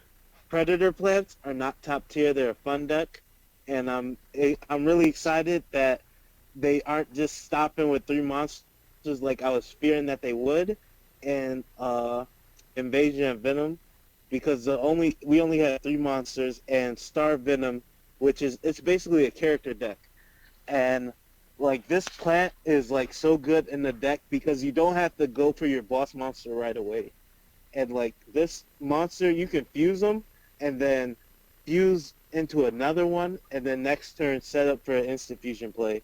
I know, During like your the ability to opponent's search out phase. instant fusion is like mind-boggling to me. That's so good to me. And Predator Plant Chimera Rafflesia, it's awesome. It's It is. and the fact that like, all right, so Star Venom Fusion Dragon is a generic dark fusion monster.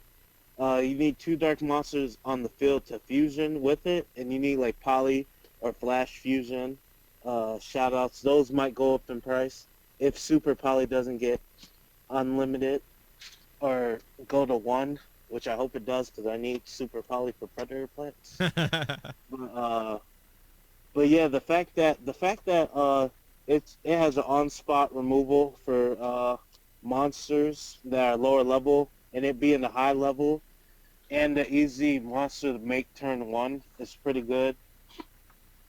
And it also decreases attack and boosts your attack, and the monster doesn't have to be in attack mode to do that. Yeah, being able to Which run is- over anything you need to do is nice. You could take fear if Which you is take down really big beats. good. I think the only monster to compare that effect to would be the Exceed, the Water Spider.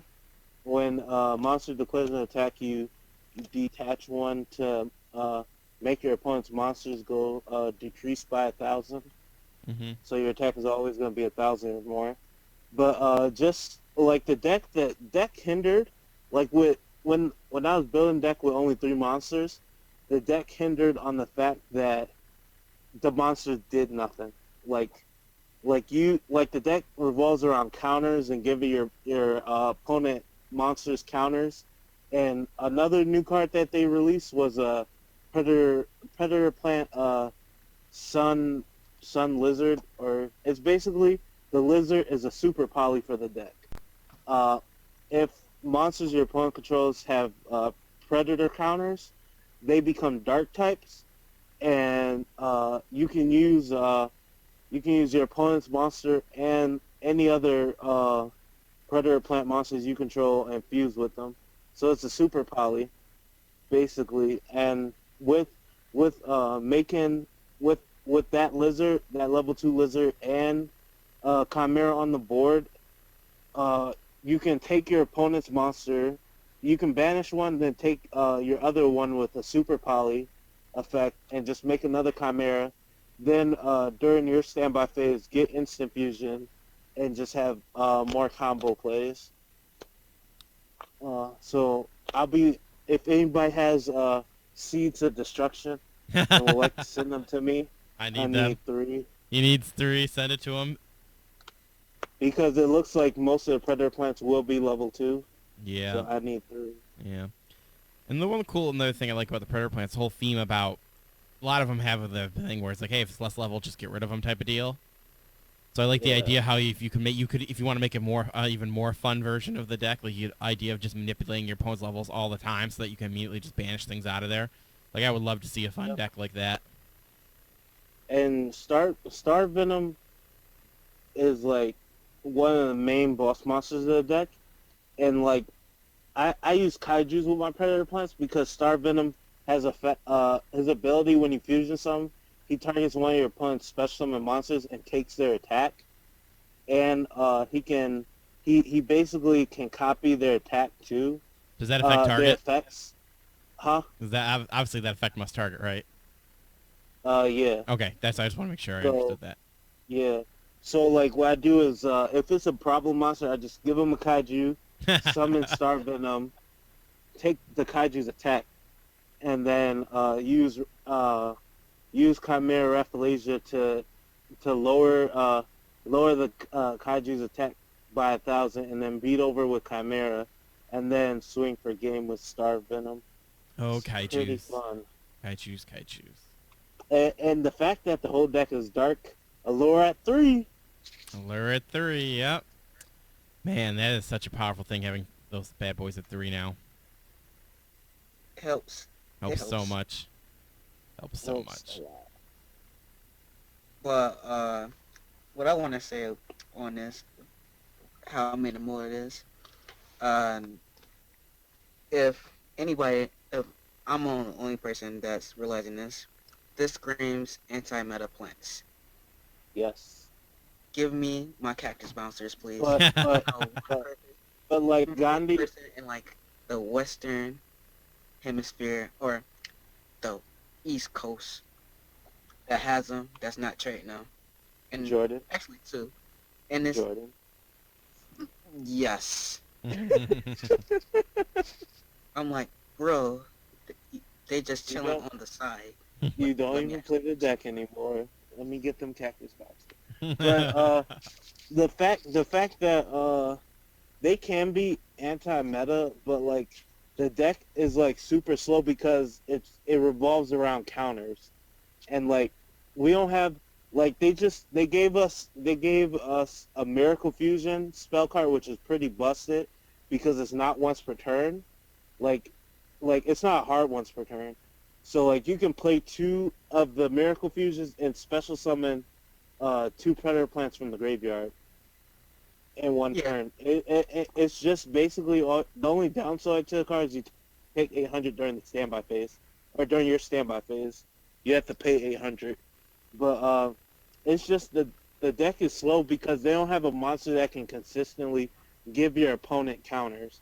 Like we have one, but like it doesn't. It's super slow. But that's a given. I think even Gimmick Puppets is faster than this deck. Even giving out the string counters. But like it's not when meant to be fast though.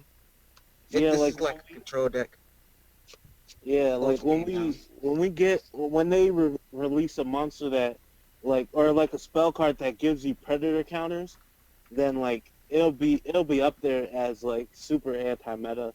But like I said, I just play it as a character deck. It's basically the Spearoids of fusions. But Spearoids is a little bit better, but like Predator plants I can see them contending with it because Spearoids have a broken Monster Reborn card, and we have a broken Monster Reborn card too. It's just like both Spearoids and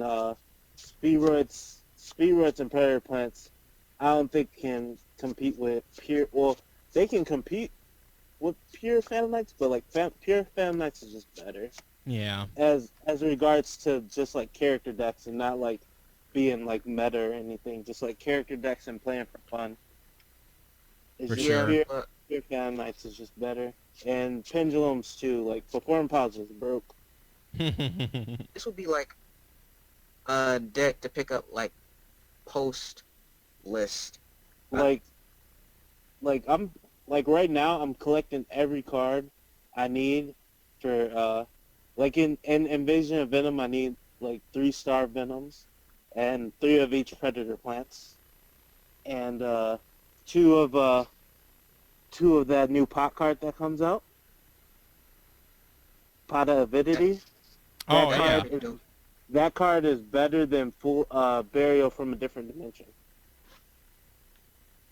Because you +1 after Plus you and bring one's back your always 3 nice. monsters. Yeah. Yeah. Calling it now. That's going to get limited to 1. Calling it now. I only play 1, so I'll be okay with There that. you go. But Yeah.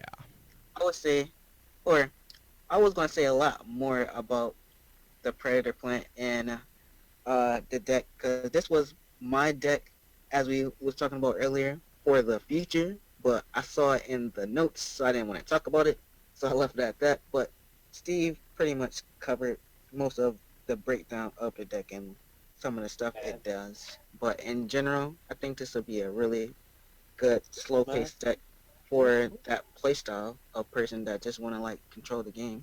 Like what I was saying before, not a lot of control decks around anymore. I think that's a just topic based on how Yu-Gi-Oh's going in general, but and like I think the only control deck now, well, it'll become a control deck, is what's topping in OCG was basically Max Heroes, just because of Treat Toad and Dark Claw. But even then, that's just like, let me make Treat Toad Dark Claw as fast as I can and hope nobody outs the board. It's not like, oh, let me play traps on your turn to slow down the pace to the game that I like how Teller Knights used to be, which everybody knows I used to love wrecking people with Teller Knights. Shout out to Johnny that can't beat my Trevor. Alrighty, well the next card here, next card here, we got this another new dinosaur. I'm not even going to attempt to pronounce that name. Phasmolmolosaurus? Missilosaurus. Thank you. Every time I see a level 4 dinosaur, I'm going to quote the mega capital G over here. I always makes me go back to thinking of things you could do with Logia and Dolka. I agree with him. Every time I think of that stuff, I'm like, oh yeah. I wonder if anyone's going to ever do anything with Logia and Dolka. But that's a side thing anyways. But anyway, so what this card is, the Fire Dinosaur, level 4, 1800 attack, 1000 defense. During either player's turn, you can send this card from your hand to the graveyard. Cost. Dinosaur-type monsters you control are unaffected by your opponent's activated effects during the main phase. Nice. Pretty good. You can banish any number of dinosaur-type monsters from your graveyard, including this card. Special summon 1 dinosaur-type monster from your deck whose level is equal the number of monsters that you banished, but is destroyed during the end phase. You can only use the effect of this guy once per turn. That is a pretty cool card right there. I always want to see dinosaurs get more and more support because they've have such cool cards. They have such cool cards like, I don't even remember what it's really called. I don't know if it's Miracle Dig or something. The spell card that lets you just search out a dinosaur, pretty much. Miracle Dig? Is that Miracle Dig?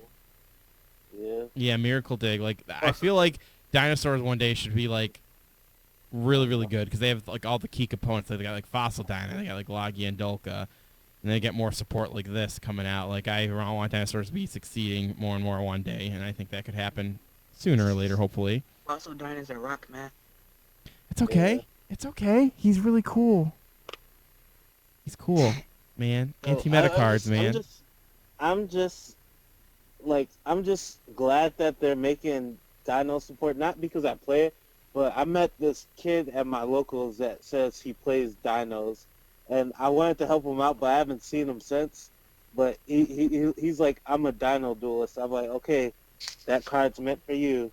That's for you, indeed. And I'm just surprised that they're making dinosaur support. And I want someone to do something with That's that big. actually good. Yeah, exactly. I want to see someone do something with the giant Tyranno guy. Like that'd be so cool. I haven't seen that guy be used in forever. I'm waiting on my fusion archetype from Tag Force 6. Those dinosaurs are busted. They got their own miracle fusion and everything. And like, I know exactly. they like got like bigger flame wingmans that burn you. Talking about. Topaz is the only flaming wingman I need. But like, I don't know. It's dinosaur support. It's a good card. It's just like, I hope they follow it up with like, I hope they follow it up by redoing a dinosaur structure deck. Yeah, I Like, agree completely. Give us a better dinosaur structure deck with better cards in it. Yeah, I agree. This is a good start, but this is obviously not going to change the world. It's just more things you want to get ready for, because if they get more and more dinosaur support, though, I'll be so happy. I just want that to happen. Dinosaurs, like, man, remember Rex Raptor? Man, ain't no one did shit since him, dog. They never show no. I want to use I just want dinosaurs. I just think it's so cool. But, There are actually a lot of deck types that they've been ignoring. I say the best thing we got so far is the Cavalry Monster. And the Cavalry Monsters kind of brings us up to the forefront since it uses the new mechanic of pendulums. That's but the only thing is they didn't do anything with it. They just gave us like three cavalry monsters, and like, there you go. Here goes some pendulum dinosaurs. They didn't progress it or anything. Same with that the Draconia ones. Like, I thought they were gonna make an archetype with it to incorporate like the Drake overlords and stuff, but they never did anything with that. So I hope they just don't make this one dinosaur and just not do anything else with it. Like, I hope they like make this. I hope Phantasmal is like an archetype of dinosaurs, and not just one card. Me too. Same with Dino Mist. Like, Dino Mist could have been such a better archetype, but they just like put it on the back burner.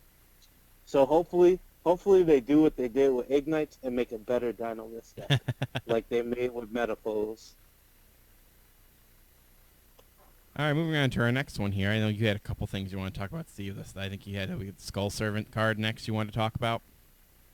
Yes. Let me pull it up. Unless you have it already. I do not have it up, unfortunately. Okay. I'll try to find it too as well.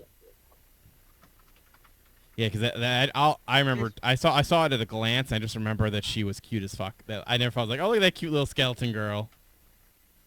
All right. Well, I have it right here. It's a White Princess. It's a level 3 light zombie effect monster with 1600 attack, 0 defense. The first effect is this card's name always becomes Skull Servant while it's in the graveyard. If this card is normal summon or special summon, you send one white prince from your deck to graveyard. During your player's turn, you can send this card from your hand or face up on your field. For the rest of the turn, each monster your opponent currently controls on the field lose attack and defense equal to its level and rank times 300. The first thing I have to say about this card is I don't know what Konami was thinking by making it a light monster, because now I can play Skull Servant Brilliant Fusion. Brilliant and Fusion. It's about to go down. I can put out the one that gets 1,000 for each Skull Servant in the grave. I can put 2 of those out in one turn now. But that engine getting hit or banned, I swear. But like White Princess just sets up everything. You special summon or normal summon, You send White Prince, and then White Prince sends the Witch or another Skull Servant. So like, it's pretty good, and like the fact that it has like a hand trap ability that you can use during your opponent's turn.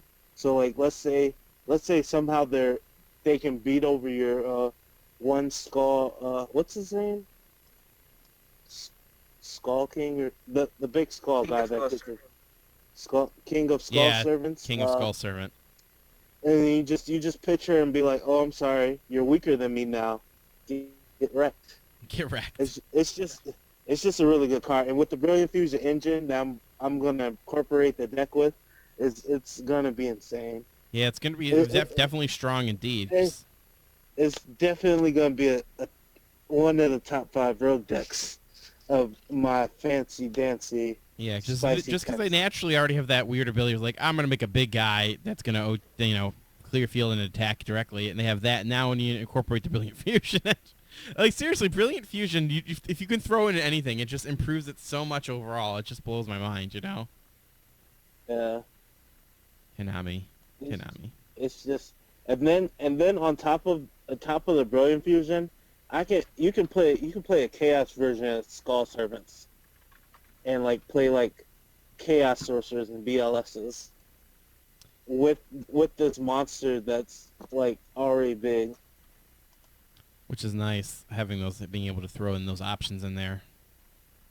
And you know what? A lot of them are still darks. You can still play too. Allure Darkness. Yeah. Still play Allure my Darkness. friend Sheen gonna be all over this. We play Skull Servants. Mm-hmm. Shout out to the man. Yeah. Like it's a good card. It's a good card. Oh yeah, for sure. That seems really sweet. And the fact, and I think Konami is just silly for making it a light monster. I'm just convinced that they just want Brilliant Fusion to be a thing. What if they're just doing it? Yeah, like what if they're doing it like, or just put lights, have each archetype have like a light version, just so people will play Brilliant Fusion, so we have more and more of a reason to ban it. What if that's secretly their game? And like it's a reach, but this one card gives me hope that they'll make a light BDD monster. They so I could. can play Brilliant Fusion. They could, man. Like I said, they've used the example right here for you to give you that hope, and then they've done other nuttier things in the past where you wouldn't think they'd be that type of archetype or even that attribute, Yep. But yeah, so shout outs to all those Skull Servant players. I know Sheen plays it, doesn't he, Gandhi? And doesn't Nick play Skull Servants? I don't know. He does. Yeah, and so like Yeah. I would say, Nick, try to find you a Seraph Knight. Pick it up now, and just if it gets banned, whatever. Yeah, I think he got one. I don't think he just got Brilliant Fusions. I think he needs Brilliant Fusions. Well, if he can pick those up for cheap. Thank you, Mega fans. But yeah, this one card's super silly. Alrighty, next thing here, you have the TCG exclusives you have here on the list. Yeah, just as a general thing, as far as if the TCG support will change the meta or not, I think just starting off with Sub-Terras, Sub-Terras will be like, as price-wise and like concept of design and rarities, it'll be the Cosmos and Burning Abyss of this format. But I don't see Sub-Terras being prevalent like Burning Abyss and Cosmos because of their flip deck, and like they have like good monsters. They only have one good monster right now that does on-spot banish removal for monsters. That is a problem for like BA, but like BA is a faster deck than Sub-Terras, and like Sub-Terras need like a mini prediction process engine just to get you into the game. So like the Sub-Terras are like rogue. Like they're making the TCG exclusive decks rogue and not meta, which is good in fact that we don't have to worry about one TCG deck wrecking our format Good job. like Cosmos did. Spirals, on the other hand, are just weak. There you go. They're We- they're they're not rogue. They're a fun deck. You already They're- know Got like this new is cards, guys though. to go You do you some- need I know, but even if we get new cards, they're not gonna be like game changing because the foundation of the deck, it they're basically I would say UA is a better Spiral deck because Spiral is what UA should be because Spirals are gonna get probably more support than UA will ever get, but UAs have more of a toolbox than Spirals do.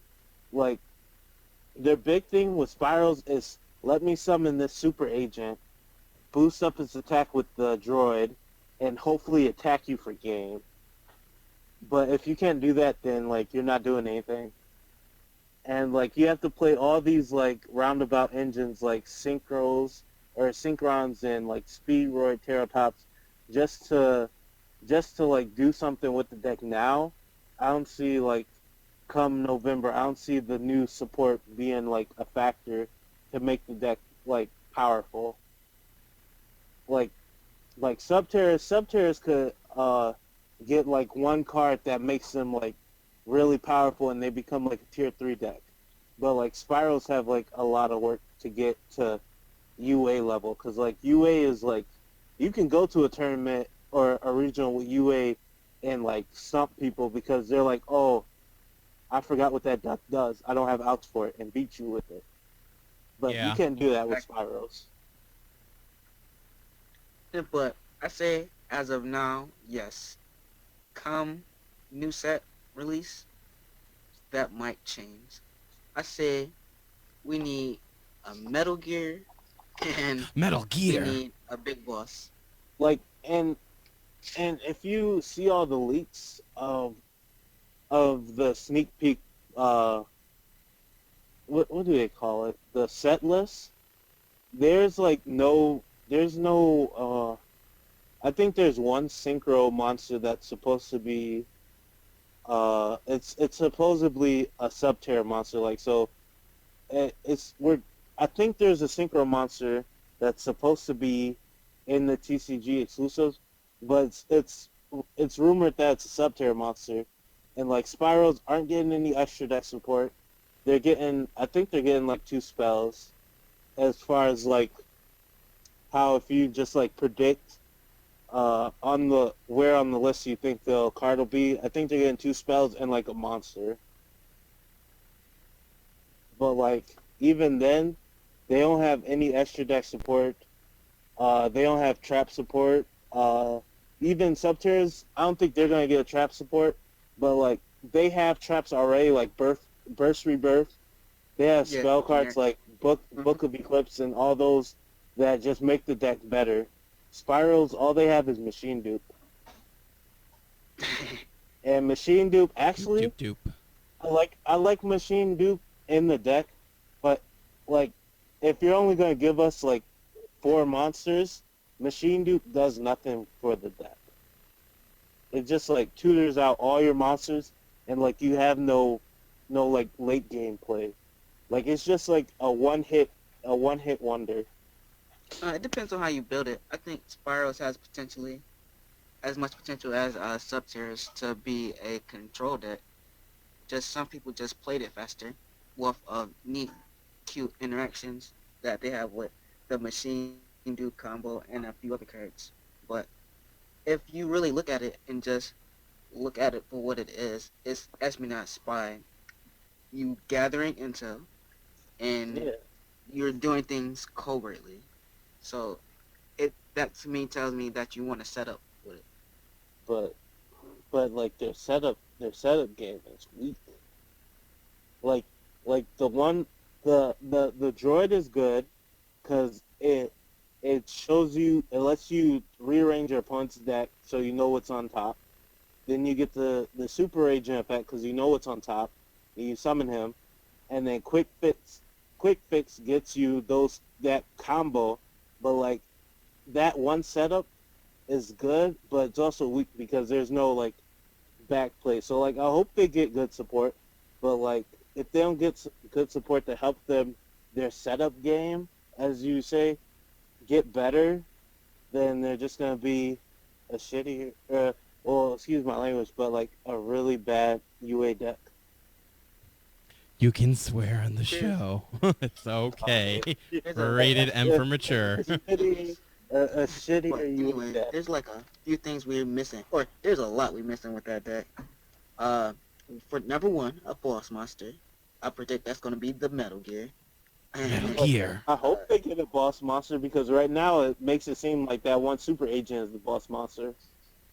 Nah, it's just like Can we call it Rex? Like a- Metal Gear Rex? Call it that. Because like oh I hope they get a good boss monster like because as it looks, we can definitely tell that Spirals is basically what kaijus are and what UAs are. Like so like UAs, their boss monster was Dunker and Perfect Ace, and the one death dude with the bat. And kaijus, they just became a hand trap deck. They yeah. their boss monster is Jizukiru and the Thunder King, that guy. Right. And so I hope they get a boss monster, but like right now, like they have a one hitter if you use a droid 3 times, which is it's strong. You'll get it up to like 9600, and like if you can hit your opponent directly or like hit their monster, you're golden. But like I hope they get a boss monster. If they don't get a boss monster in this next set, then I don't see the deck being anything. But The next thing we need or trap cards. We yes, didn't get really no that trap that cards. that deck needs trap cards, but as I pull up the thing, I don't think they're getting trap cards next set. I'm pretty positive they're not, because the list doesn't. There's no trap cards on the list, the set list. So maybe the third set they'll get a trap card, but it goes like this. Number 81 is number 81 is a synchro monster. 82, 3, and 4 are all effect monsters. 85 is a trap card, but it's Subterra trap card. And then 86, 87, 88, 89, 86 and 87 are effect monsters, and 88 and 89 are spell cards.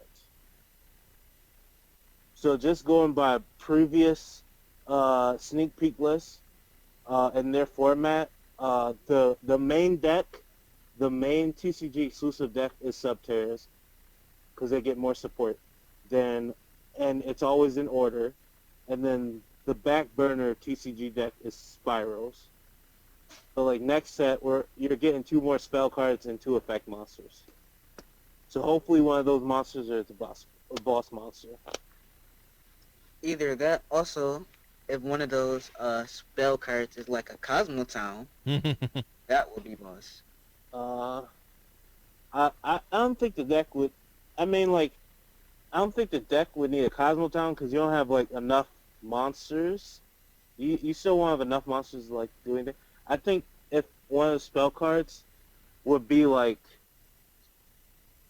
something to like make it so your opponent can't do anything during your turn, and then like the other spell card would be like a way to get to like if they get a boss monster faster, like a Monster Reborn that's not Big Red, like summon out the deck.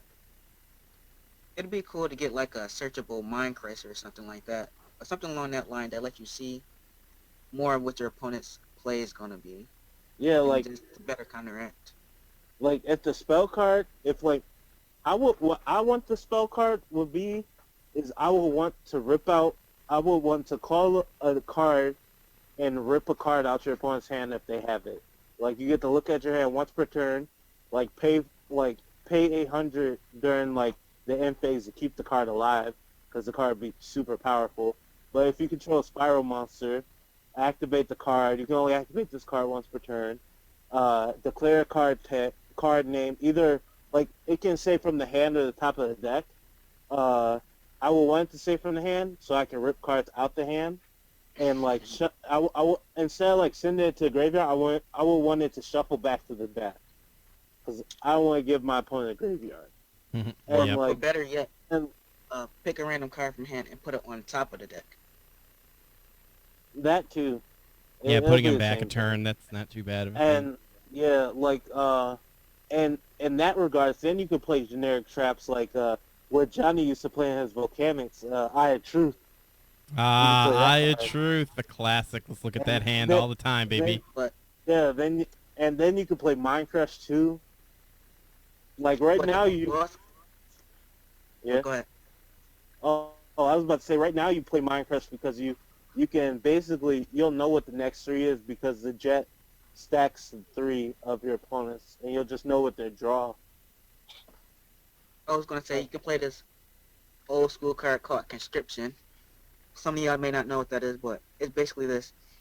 If the top card of your opponent's deck is a monster, you special summon to your opponent's side of the field, or to your side of the field, if this can be summoned. Cool stuff. Okay. Yeah, like if they give support that will make the deck better, I'm all for it. Yeah. Because I've been trying to build spirals on Yu-Gi-Oh! Pro for the longest. Like I have sub-terrors. I have sub-terrors built. Shout outs to my Spicy Tech and sub-terrors, which nobody knows about, which is a really good card in sub-terrors. Whirlwind Weasel.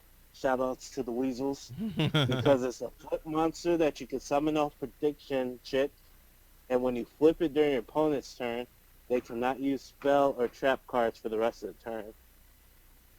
So it shuts down the Blue Eyes deck, and it shuts down like What? ritual decks. Not completely. They could just go alternative. Like even if they go alternative, that's their only play. Like they go summon alternative. Like most of the Blue Eyes decks, they use a whole bunch of spells to get their engine going, to get to their cards. Like they use melodies, returns. Like if you can't use none of that, then you basically guaranteed better advantage than you do if you wouldn't play the card.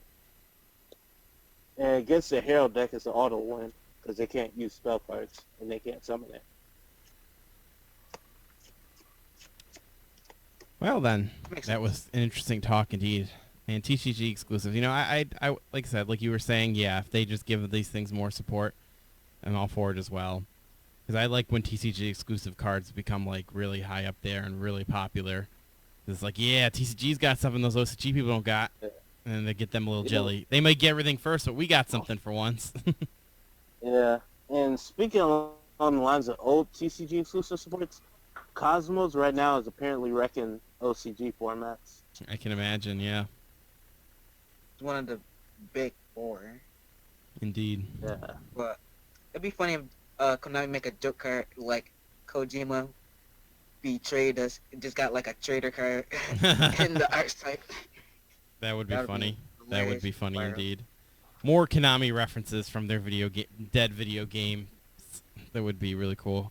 There were just more pachinko joke cards. That'd be funny. Because I'm like, I was having a talk with my friend. What is Spyro's really? I think it's Metal Gear. He think it's James Bond. I don't know. It's Metal Gear. Come on. It's Konami. Metal Gear. That's what I Right. say as well. Alrighty then. Well, we're actually going to skip the segment on the side cards this week because we're actually at 2 hours already. So we'll save that for next week then. We're going to have a whole discussion on the side cards that we think you all should be having, but we'll save that for next week, unfortunately. So no tech of the week this week either. So I want to thank Steve and Garrett for guest hosting on the show this week. Uh-huh. All right. It is always You're wonderful welcome. having you two on. Thanks to Gandhi for Thank hosting you as for always. having He is the host with the most. Yep. Thank you. Indeed. And I want to thank everyone for watching. This has been Mega Scorchers The Standby Phase, episode 24. And make Don't sure you let guys your check out. dreams be dreams. Yeah, don't let your dreams be dreams. If you want Gem Knights or anything to be top tier and make it to the top, just build it out and grind it out, and you'll do it. It will happen. I Yeah. believe in everyone out there and their Right, deck so, building skills. Emotional team. Indeed. If you want $100 cards, you can just trade for them. Exactly. All right. Pots are $100. Exactly. And make sure you guys check out megascorcher.com for all the VODs and all the other shows and all whatnot. Make sure you like us on the Facebook, Mega Scorchers Card Game Shows. You can even follow us on Twitter. Just search Mega Scorcher Card Game Shows. So peace out, home dogs. See you all next week. See you guys.